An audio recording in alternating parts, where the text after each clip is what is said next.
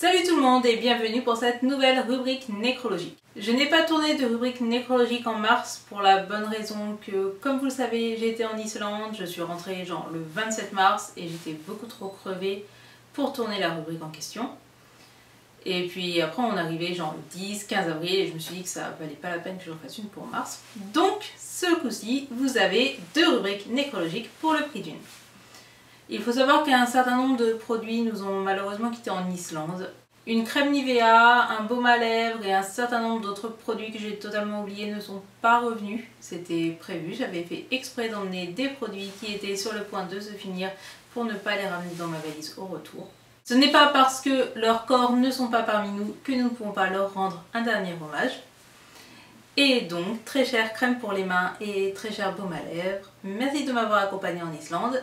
Et à dans une autre vie peut-être. Parlons maintenant des produits dont le corps est encore parmi nous. Le premier produit à nous avoir quittés est cette crème pour les mains trop mignonne de The Face Shop, qui est une marque coréenne. Je l'avais gagnée à un concours sur le blog de Kawikoa et j'avais été plus qu'enchantée parce qu'elle est vraiment trop mignonne. Donc c'est pas super hygiénique parce que bon, c'est un pot.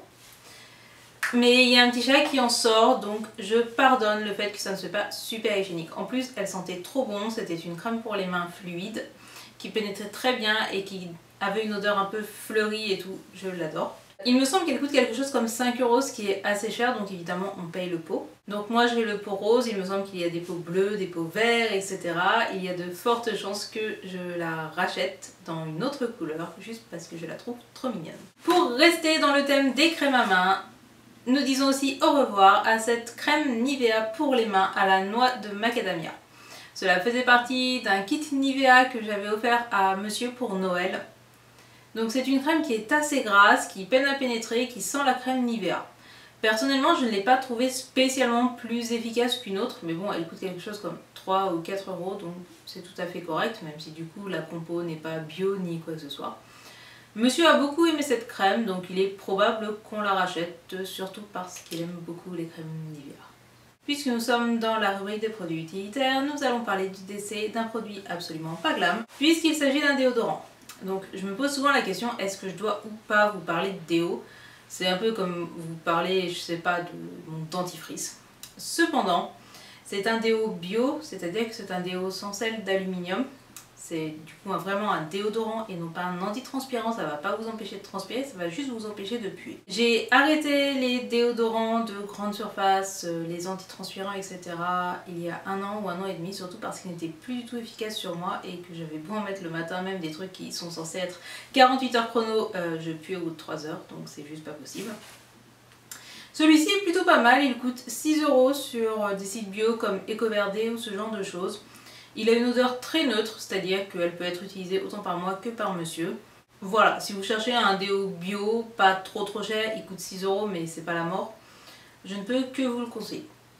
Donc puisqu'on est dans le sujet des déos, j'ai aussi terminé ce mini déodorant de la marque Sephora. Donc c'est un déo de dépannage parce qu'il est assez cher, je crois qu'il doit coûter 3-4 € pour un format qui est vraiment minuscule. Cependant, son format minuscule est un gros plus parce que du coup je peux l'avoir tout le temps dans mon sac à main, dans ma sacoche d'appareil photo, dans une poche, etc.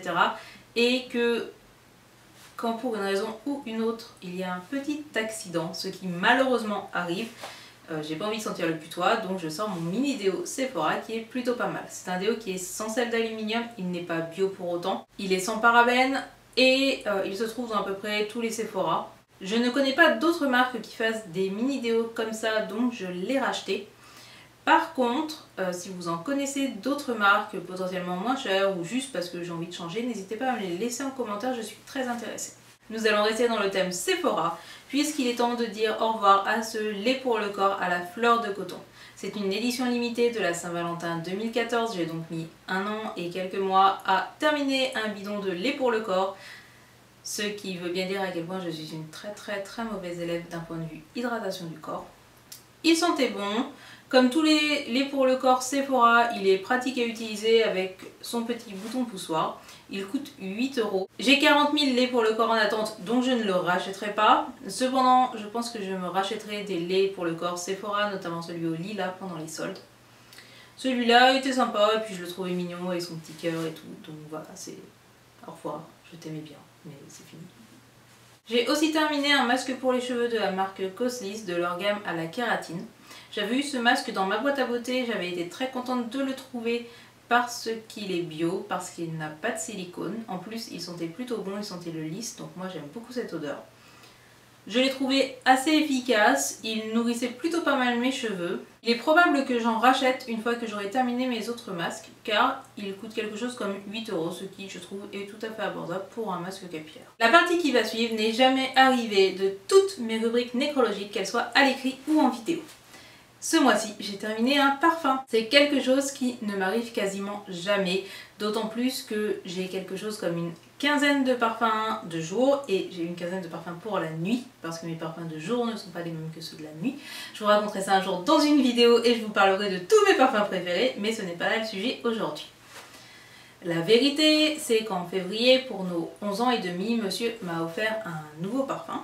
C'est la Nuit Trésor que j'avais essayé en parfumerie et que j'adorais et qu'il aime beaucoup aussi. Il m'a offert le bidon de 75 ml, donc j'étais super contente. Sauf quand je me suis rendu compte qu'il n'y avait plus de place sur mon étagère à parfum. Donc j'ai ressorti mon Nina Ricci, qui est un parfum que je portais quand j'étais à la fac. Il en restait genre ça, un tout petit bout. Donc j'ai décidé de le terminer. Donc voilà, ça explique pourquoi on en parle aujourd'hui. Je le portais à l'époque, cependant il ne correspond plus à mes goûts parfumés aujourd'hui. C'est un parfum que je trouve trop léger.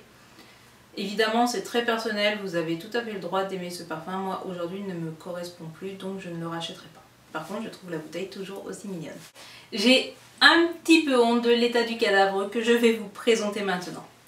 Car j'ai terminé une CC crème, je l'ai éventrée pour finir le produit. C'est une CC crème de la marque Clinique que j'avais depuis pas mal de temps.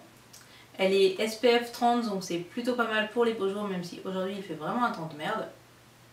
C'est une crème qui était plutôt sympa, cependant elle coûte 30 € et je trouve clairement pas qu'il y a de raison de payer 30 € sur cette crème là, parce qu'il y a des bébés crèmes tout aussi bien et beaucoup moins chères. À 15-20 € on en trouve des très très bien, donc elle ne m'a pas spécialement convaincue plus que ça, mais elle avait le mérite en teinte light d'être suffisamment claire pour mon teint, ce qui est plutôt pas mal.